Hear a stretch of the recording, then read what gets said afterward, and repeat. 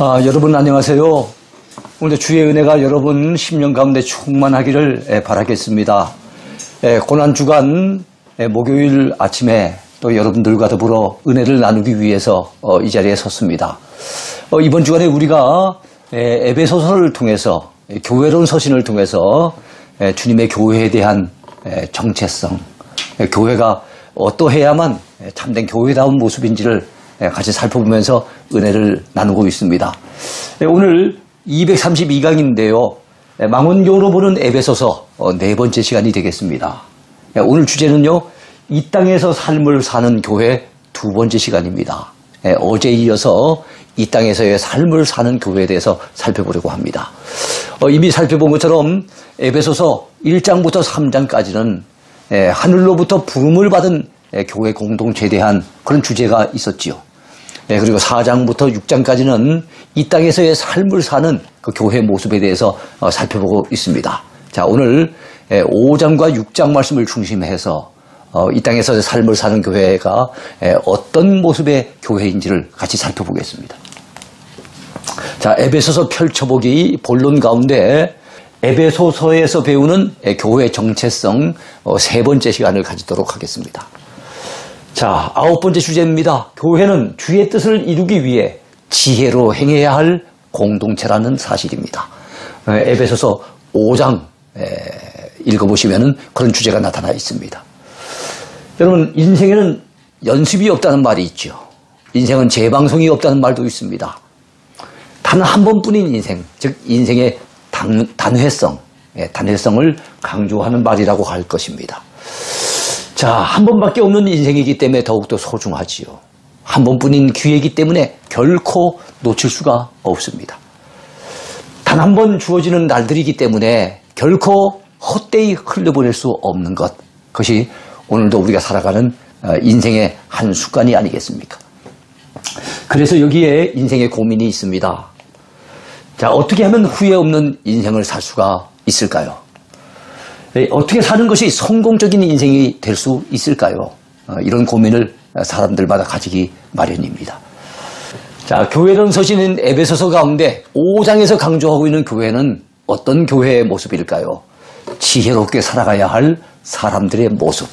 그것이 바로 교회 공동체의 모습이 되어야 한다고 사도 바울은 우리에게 전하고 있습니다. 자, 우리가 지혜롭게 살아가려면 다른 것은 몰라도 오직 이것만 꼭 힘써야 될 세 가지가 있다고 합니다.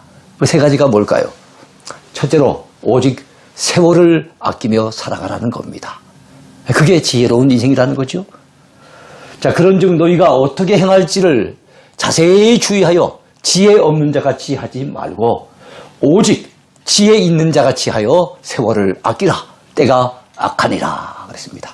그래서 오직 다른 것은 몰라도 이거는 꼭 지켜야 될 것. 그게 무엇입니까? 세월을 아끼라는 거예요. 때가 가기 때문에 세월을 아끼지 않으면 까딱하다 가면 세월을 헛되이 흘려보낼 수 있기 때문에 지혜롭게 행하라는 겁니다. 세월이 참 빠릅니다. 별로 하는 일 없는 것 같은데도 한 살, 두 살 자꾸 나이만 먹습니다. 우리의 노력 없이도 얻을 수 있는 것이 한 가지 있다면 그것은 나이를 먹는 것이다. 그런 재미있는 말도 있어요. 자, 사람들 중에는 돈은 귀한 것인 줄 알고 굉장히 아끼면서도 시간은 쉽게 허비하는 사람들이 있습니다. 그것은 결코 지혜로운 모습이 아닐 거예요. 참으로 어리석은 모습이라고 볼 수 있을 겁니다. 자, 우물쭈물 하다가 내 이럴 줄 알았지. 영국의 극작가였던 버나드 쇼라고 하는 유명한 분이 있는데 그분이 마지막 남긴 유언의 말씀이라 그래요. 우물쭈물 하다가 내 이럴 줄 알았지. 이럴 줄 알았다는 것은 이렇게 죽음을 맞이할 줄 알았다는 거예요. 그의 마지막 말을 묘비명에 새겨놓았다고 합니다. 세월을 아끼라는 말씀은 원어상 직역하면요, 기회를 사라 이런 뜻이 됩니다.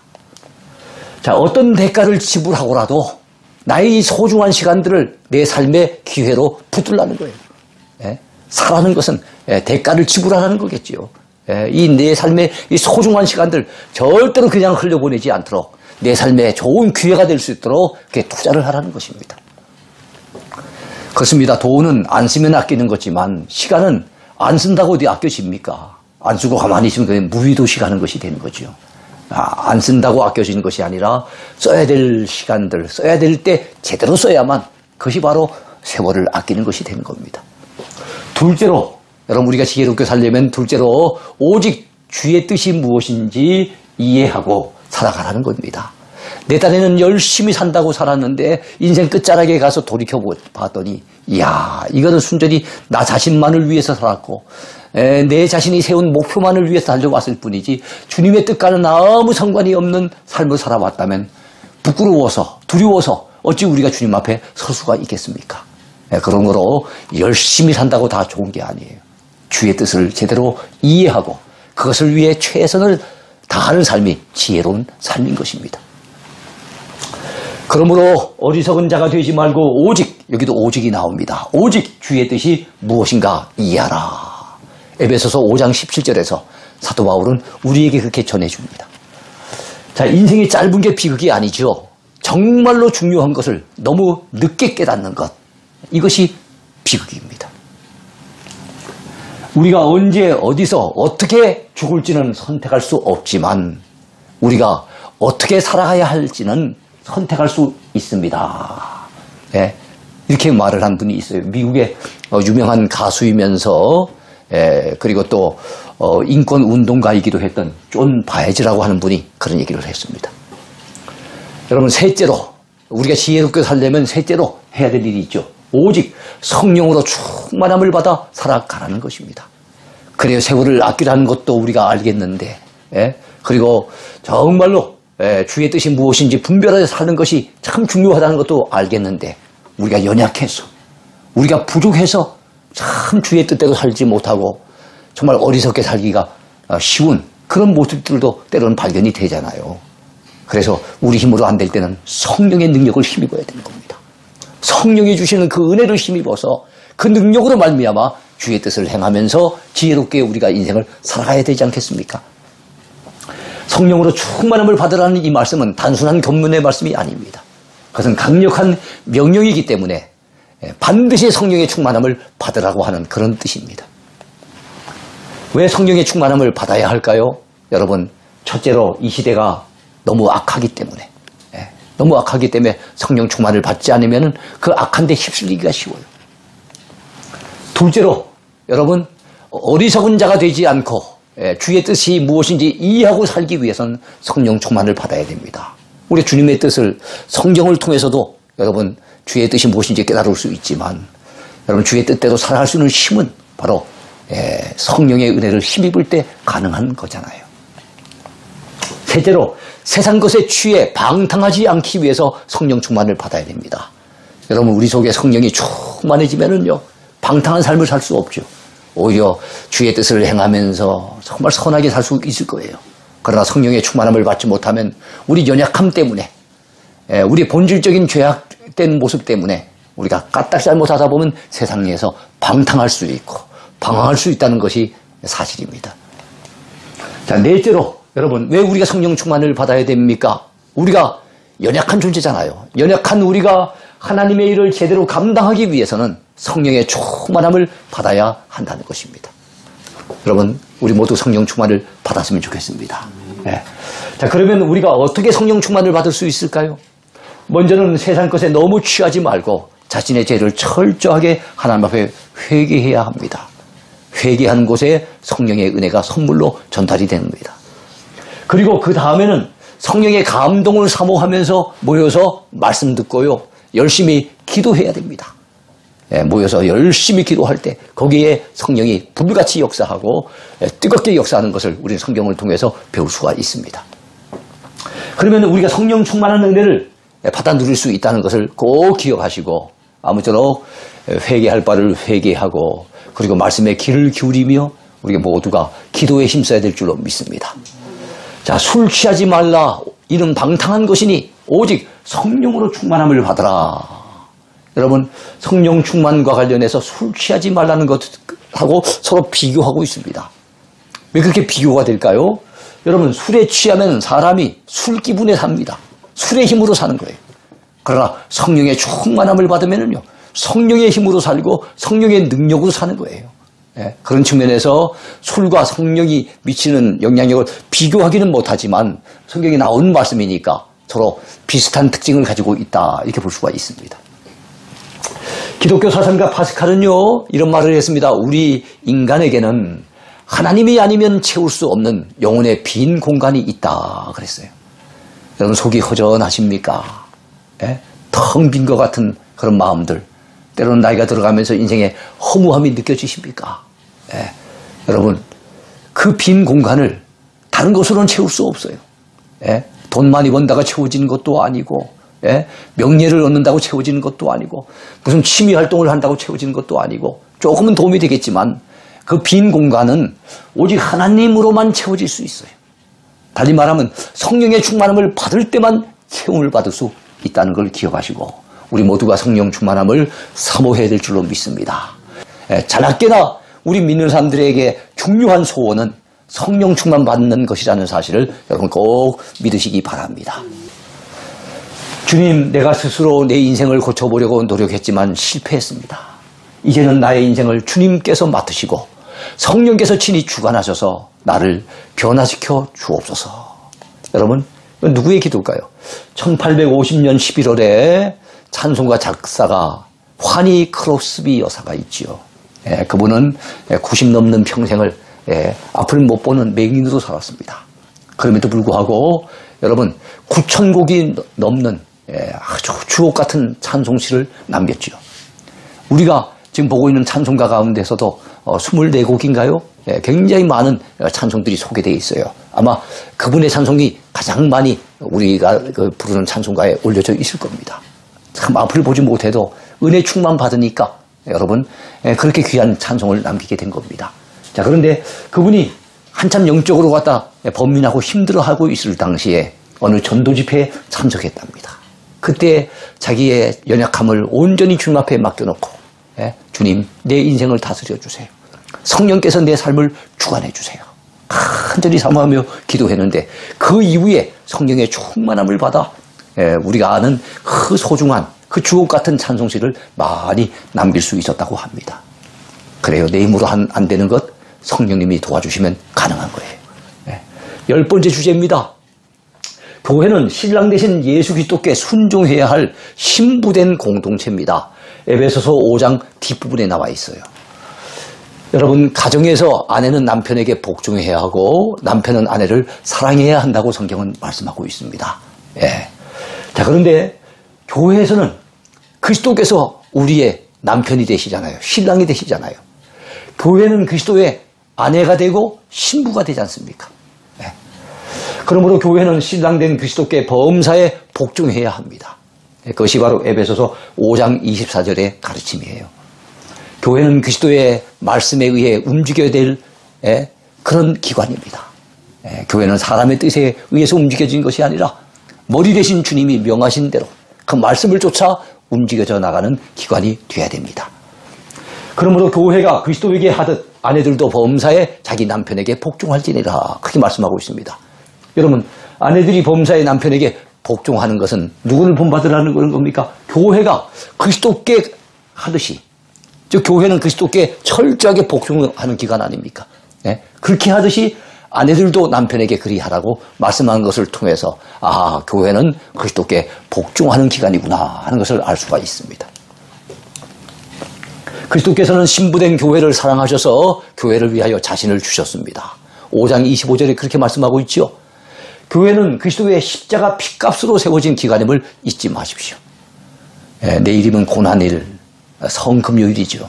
우리 주님이 십자가 지신 것을 기념하는 날이고 이번 한 주간은 고난 주간을 우리가 지나고 있습니다. 여러분, 주님의 십자가를 깊이 묵상해야 될 그런 시간들인데요. 이 땅의 교회들은 주님이 피를 흘리셔서 그 피값으로 세워진 그런 기관이라는 사실을 절대로 잊어버리면 안 됩니다. 그러면 교회는 너무나도 중요하고 너무나도 소중한 기관이죠. 남편들아 아내 사랑하기를 그리스도께서 교회를 사랑하시고 그 교회를 위하여 자신을 주심같이 하라. 남편들에게 아내를 사랑하라고 가르치고 있지만은 거기에서 더 나가서 보니까 그리스도께서 교회를 얼마나 사랑하시는지 그 교회를 위해서 자신의 생명까지 아낌없이 주신 것을 강조하고 있습니다. 자, 이 말씀은 남편과 아내와 관련된 말씀이기도 하지만 그리스도와 교회에 관련된 말씀이라는 것을 여러분 5장 32절에서 말씀하고 있어요. 이 비밀이 크도다. 나는 그리스도와 교회에 대하여 말하노라. 조금 전에 남편들아 아내들아 이렇게 했지만은 사실은 어떤 얘기를 하고 싶은가 하면은 사도 바울은 나는 그리스도와 교회와의 관계를 이야기하고 있다는 거예요. 신부된 교회는 주님 앞에 늘 순결을 지켜야 할 것입니다. 이 순결을 지킨다는 건 달리 말한다면 성결성, 거룩성을 지켜야 된다는 거지요. 세상 죄악에 물들면 안 된다는 것입니다. 우리가 믿음의 정절을 잘 지켜나가야 될 줄로 믿습니다. 그것이 교회다운 모습이에요. 교회는 그리스도의 신부라는 거 잊어버리지 맙시다. 나는 주님의 순결한 신부가 되리라. 우리가 복음성가 잘 부르고 있는 가사입니다만 주님의 순결한 신부가 되리라고 우리는 다짐을 하고 말세 그 어떤 일을 만나도 우리의 믿음의 정절을 잘 지켜나가는 성도, 우리의 믿음의 정절을 잘 지켜나가는 교회가 되어야 될 줄로 믿습니다. 자, 끝으로 11번째입니다. 교회론 서신인 에베소서를 공부하면서 교회 정체성을 우리가 화, 수, 목 3일에 걸쳐서 공부하고 있는데요. 교회의 정체성과 관련해서 마지막 11번째 정체성을 공부하겠습니다. 교회는 이 땅에서 영적인 전투를 치르기 위해서 무장해야 할 병사로서의 공동체라는 사실을 알아야 됩니다. 이런 사실을 에베소서 6장에서 분명히 언급하고 있습니다. 우리는 치열하게 영적인 전쟁을 치르고 있는 그런 상황 속에 있다는 사실을 절대 잊지 마십시오.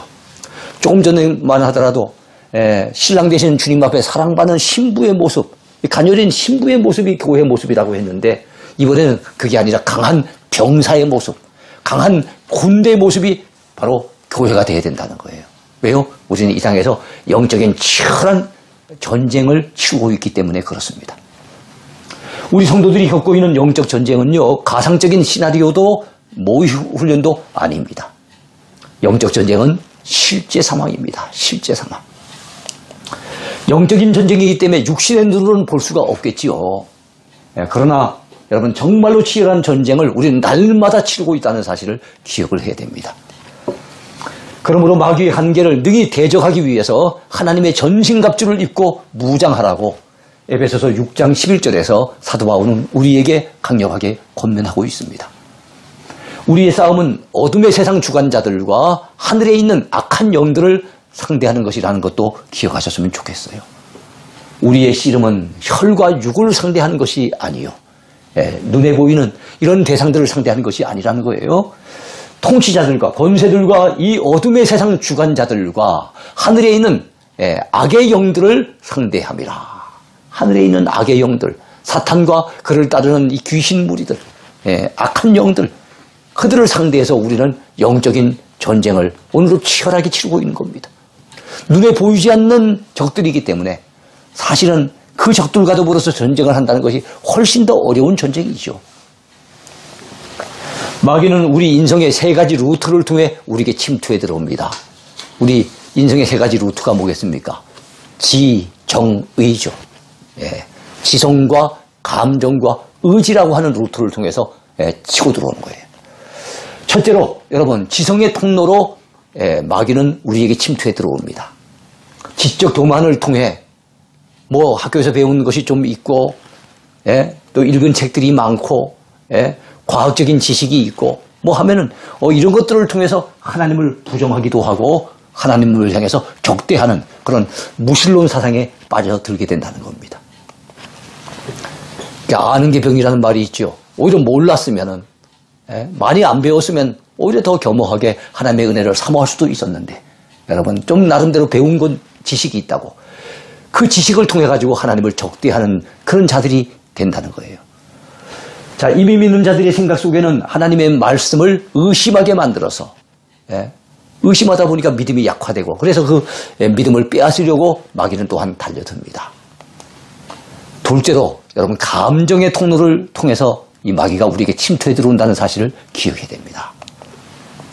혈기와 분노가 끌어오르게 해서 주변 사람들과의 관계를 악화시킵니다. 자, 자신은 자괴감과 무력감에 빠지게 만듭니다.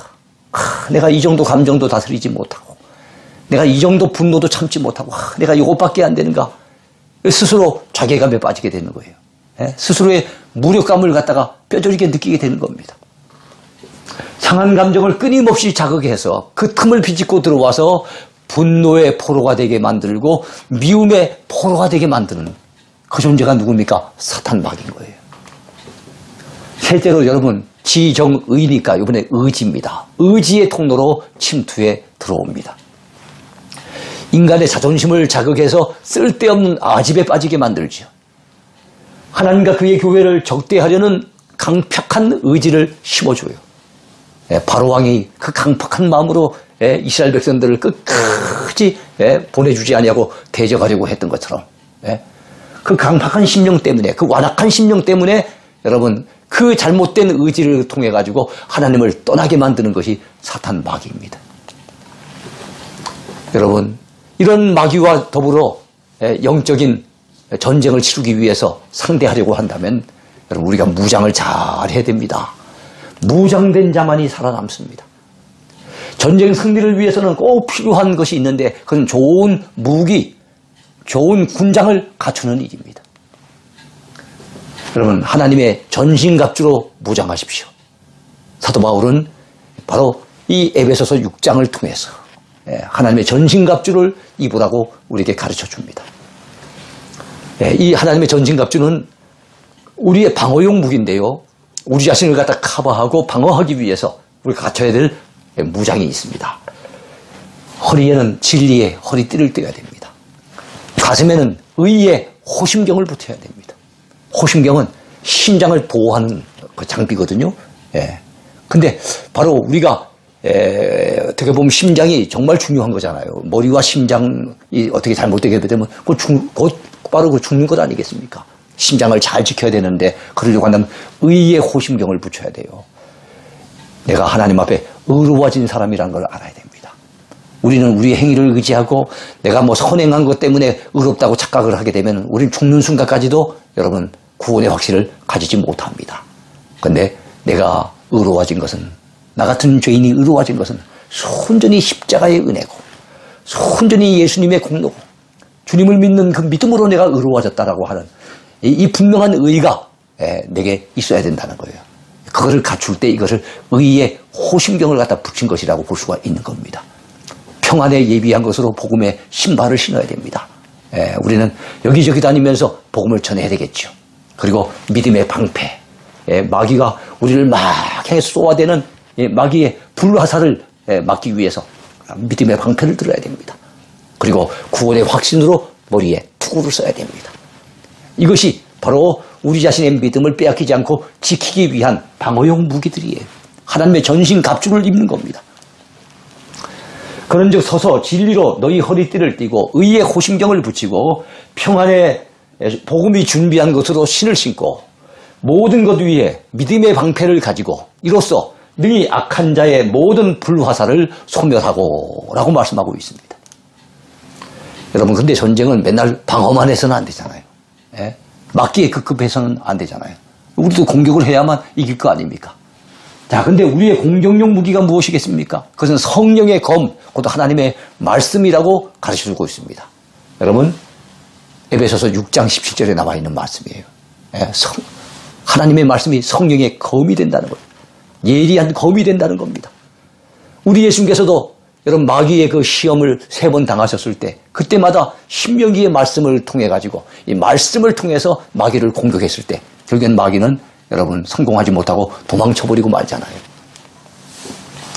말씀에 무지하면 영적으로 무력해집니다. 무지하면 무력해집니다. 기억해야 됩니다. 하나님의 말씀에 무지하면 영적으로 무력해진다는 사실을 기억하고 영적으로 우리가 강력하기 위해서 말씀으로 무장해야 됩니다. 말씀으로 무장하려면 말씀을 사모해야 되겠지요. 한 말씀이라도 더 들으려고, 더 배우려고, 성경 한 장이라도 더 읽으려고 우리는 애를 써야 됩니다. 특별히 이 마지막 때는 말씀으로 잘 무장하는 것이 이런 이단이라든가 잘못된 그런 미혹에 빠져들지 아니하고 우리의 믿음을 끝까지 지킬 수 있는 비결입니다.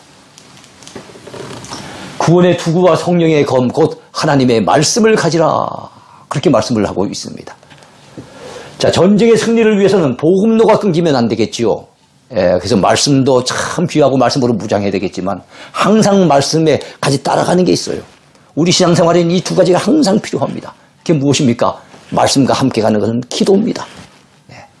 말씀으로 무장해야 되는 것처럼 우리는 또한 기도하는 삶을 통해서 영적으로 무장이 되어야 됩니다. 이 기도는 전쟁 승리를 위해서 굉장히 중요한 보급로 역할을 하게 됩니다. 보급로. 여러분 중요한 전쟁이 있을 때 군인들이 막 앞에 나가서 싸우지만은 보급로가 끊기면 군인들이 더 이상은 싸울 힘이 사라집니다. 먹을 것이 공급돼야 되고 그 다음에 그들이 싸울 수 있는 무기가 공급돼야 되고 총탄이 갖다 공급이 돼야 되는 거예요. 그러려고 한다면 보급로가 이어져야 되겠죠. 마찬가지로 우리가 영적인 치열한 싸움에서 승리하려고 한다면 바로 위로부터 하늘로부터 하나님께로부터 우리에게 공급되는 힘이 주어져야 됩니다. 하나님이 은혜를 공급하시고 능력을 공급하시고 감당할 수 있는 힘을 공급하시고 또 필요한 지혜를 공급하시고 하나님이 우리에게 해서 공급해 주셔야 되는데 하나님의 이 복음론은 바로 기도라고 하는 통로를 통해서 전달이 된다는 것을 기억을 해야 됩니다. 그러므로 기도가 끊긴다는 것은 하나님께서부터 우리에게 전달해 주시고자 하는 그 복음로가 차단되는 것을 얘기하는 것이기 때문에 기도 없는 삶은 대단히 위험합니다. 마귀의 밥이 되기가 너무 쉽습니다. 항상 성령 안에서 기도함으로써 영적 전쟁의 복음로를 확보하시기 바랍니다. 어떤 전쟁이든지 복음로가 끊기면 안 됩니다. 모든 기도와 간구를 하되 항상 성령 안에서 기도하고 이를 위하여 깨어 구하기를 항상 힘쓰며. 자, 기도에 대해서 언급할 때마다 우리 주님께서도 그런 말씀을 자주 하셨어요. 깨어 있어 기도하라. 말세에 깨어 있어 기도하라. 즉 기도가 끊겼다는 것은 영적으로 잠들었다는 얘기거든요. 달리 말하면 기도 생활을 잘 하려고 한다면 영적으로 깨어나야 되는 겁니다. 영적으로 잠들면 안 돼요. 깨어 구하기를 항상 힘쓰며 여러 성도를 위하여 구하라. 자기 자신을 위해서도 깨어서 늘 기도에 힘써야 되겠지만 우리 믿음의 동력자들 지금 교회론을 공부하고 있잖아요. 그죠? 믿음의 공동체를 위해서 기도해야 됩니다. 믿음 약한 자들을 위해 기도하고 몸이 아픈 사람들을 위해서 기도하고 어려움에 처한 성도들을 위해 기도하고 우리 믿음의 형제 자매들, 믿음의 지체들을 위해서 우리는 기도해 줘야 됩니다. 또 나를 위하여 구할 것은 여기서 나는 사도 바울이잖아요. 주의 종 아닙니까? 주의 종을 위해서 구할 것은 내게 말씀을 주사 나로 입을 열어 복음의 비밀을 담대히 알리게 하옵소서 할 것이니. 우리가 주의 종들을 위해서도 기도해 줘야 되는데 어떤 기도를 할까요?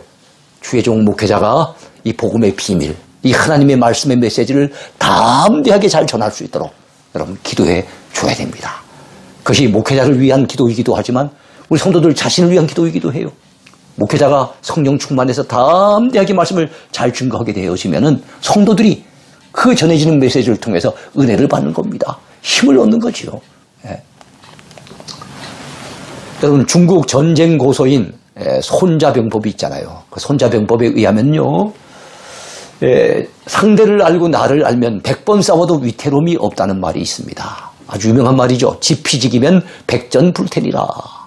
어떤 분들은 지피지기면 백전백승이니라 이렇게 표현도 하기도 합니다. 자, 신자병법도 마찬가지예요. 손자병법을 참고해서 신자병법. 우리 신자들이 싸우는 데 있어서 여러분 역시 써야 될 병법도 마찬가지 이론입니다. 그러므로 우리는 우리의 대적인 마귀의 실체를 바로 알아야 됩니다. 오는 사자처럼 두루다니면서 상실자를 찾고 있는 마귀가 어떤 존재인지를 바로 알고 또 우리 약함을 바로 깨달아서 전적으로 주님을 의지해야 할 것입니다. 그리고 마귀를 대적해야 될 우리 자신의 연약함도 바로 알고 주님을 의지하는 것. 이게 참 지혜로운 처신이라고 볼 수 있을 겁니다. 마귀는 어떤 존재입니까? 원래는 하늘의 천사장이었지만 여러분 교만해서 하나님처럼 높아지려고 반역을 꾀하다가 하늘에서 쫓겨나서 참으로 이 땅에 내려온 타락한 천사. 그게 마귀입니다.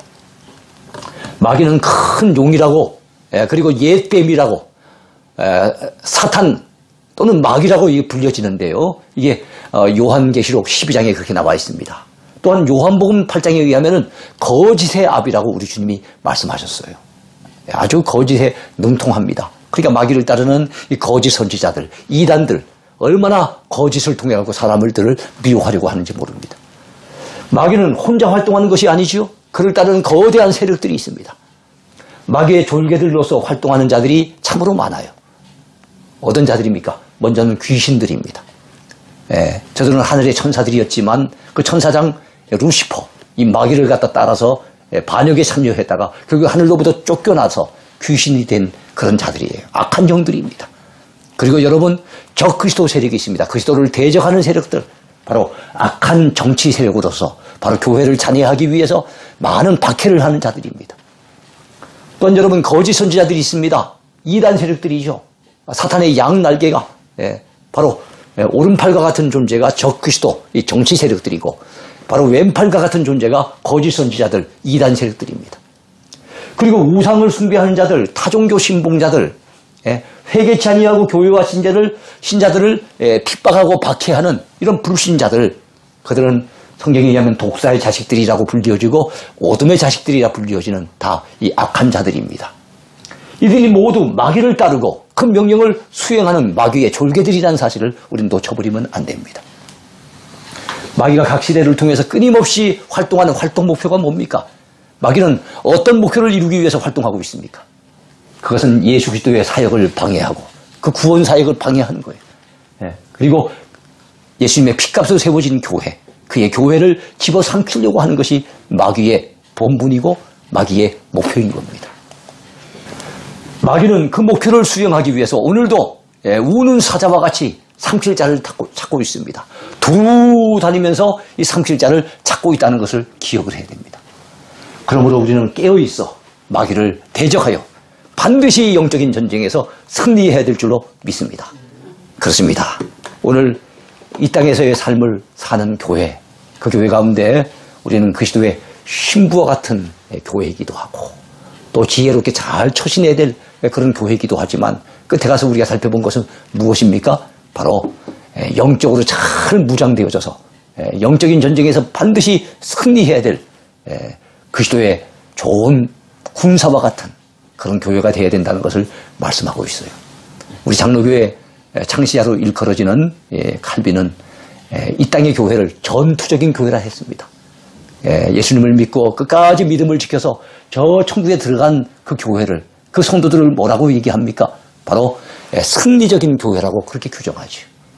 그러나 이 땅의 교회들은 아직 완전히 승리가 이루어진 것도 아니에요. 치열하게 지금도 영적으로 싸워야 될 전투적인 교회라는 것을 기억하고 아무쪼록 영적인 전투에서 반드시 승리하는 여러분이 되시길 바랍니다. 오늘도 주 안에서 믿음으로 승리하십시오. 감사합니다.